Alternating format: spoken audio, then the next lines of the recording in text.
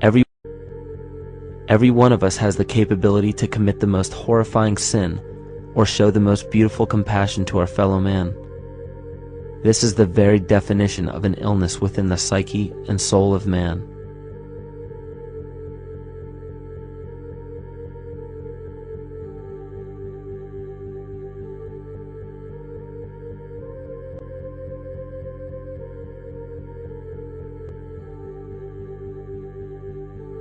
Think of any position of power that you believe to be above you.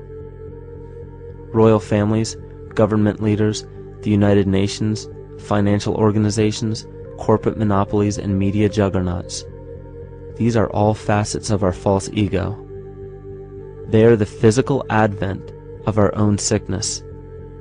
They require our conscious participation, our conscious energy to survive. Because without our cooperation, without supplying them with the sustenance of complicity, they starve. Their very nature depends on our desire to be ruled, and a typical symptom of the illness among humanity today is our continuous denial of our illness. Repression. We consistently repress those qualities we choose not to accept about ourselves. This is why it is so difficult to see the false ego and its multiple manifestations for what they truly are.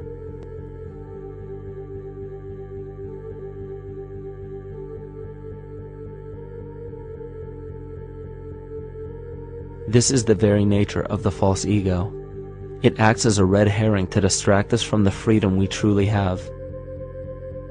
For this psychic parasite to survive, it must supply us with a chemical that will cause us to remain dependent upon it.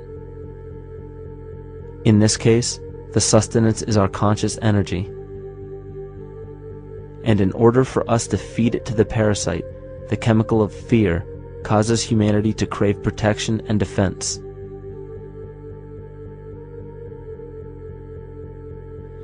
The functions of the body to survive can be broken down to two basic functions for any organism to survive. You have to be able to grow, maintain yourself, take care of your biology, but you also must be able to protect yourself, so that if you're just growing and you can't protect yourself, you'll become food for something else. So the survival involves a balance between growth and protection.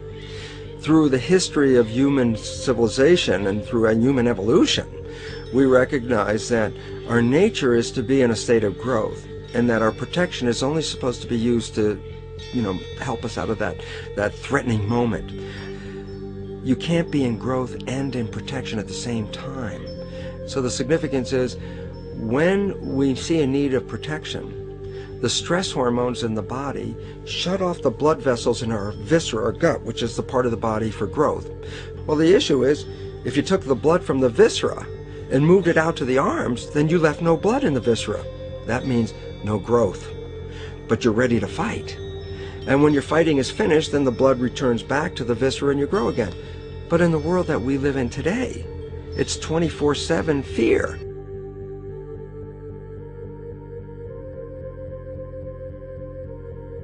So we have a continuous dripping of that stress hormone into the body. It's just dripping all the time, getting us ready to run or fight or flight at any moment at the drop of a hat. We're ready to go because we're on guard.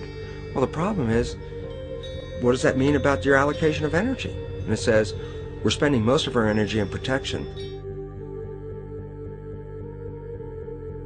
You cannot survive if you're in protection all the time.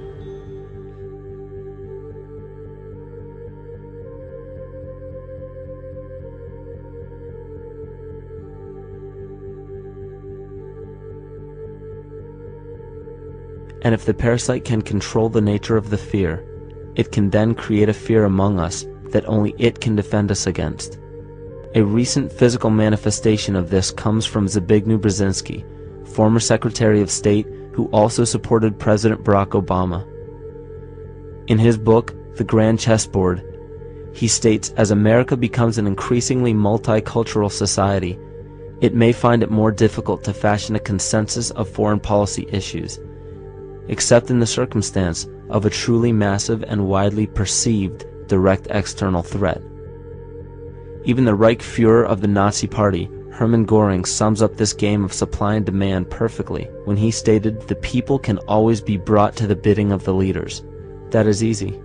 All you have to do is tell them they are being attacked and denounce the peacemakers for lack of patriotism and exposing the country to danger. It works the same in any country.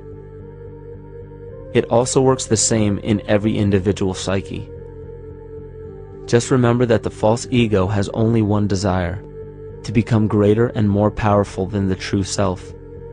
This illness causes us to believe that we are separate from nature. This is why we see such a rise in the dependency of technology. This is why we see such little stewardship for the earth and the environment.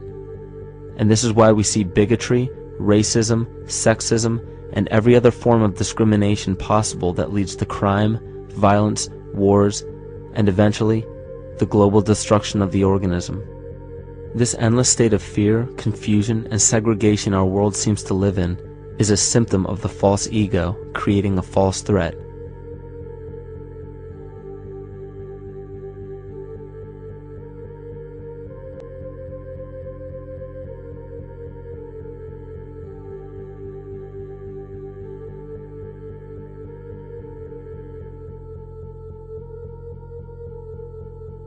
Many of the United States presidents have blood relations with each other. The Bush lineage has blood ties to a great number of former presidents. George Washington, Millard Fillmore, Franklin Pierce, Abraham Lincoln, Ulysses Grant, Rutherford Hayes, James Garfield, Grover Cleveland, Teddy Roosevelt, William Taft, Calvin Coolidge, Herbert Hoover, Franklin Roosevelt, Richard Nixon, and Gerald Ford.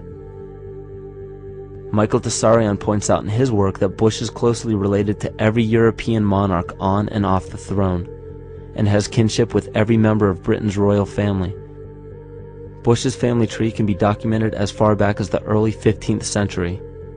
He has a direct descent from Henry III and from Henry VIII's sister Mary Tudor. He is also descended from Charles II of England. And we also find that George W. Bush is a direct descendant of Godfrey de Bouillon.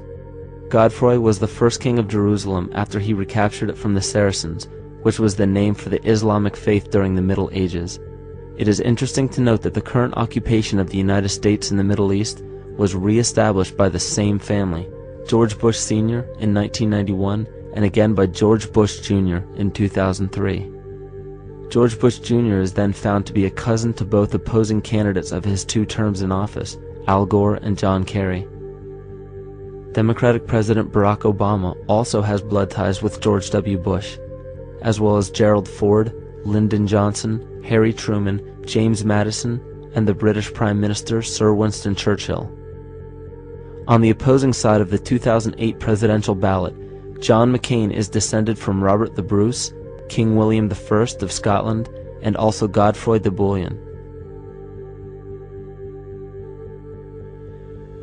Probably one of the most interesting facets of the bloodline relations is the fact that the whole British royal family has descent from the Muslim prophet Muhammad through the Arab kings of Seville. This bloodline was passed through the kings of Portugal, Castile, and eventually down to King Edward IV. And this is a very, very different story from what you hear the media pumping out every day, being this idea of lineal superiority. It's completely debunked according to the foremost authority of aristocratic lineage, Burke's peerage. And this just goes to show that there's the true story, and then there's the manufactured illusion, the front that's given to the public.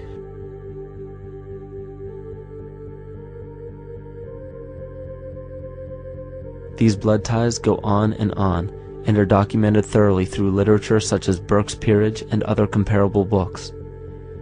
The point of all of this is that we find not just the same people, but the same intent within the people who have held high positions of monarchy, dynasty, aristocracy, and democracy in the past and present, and they are all related by a physical and symbolic link.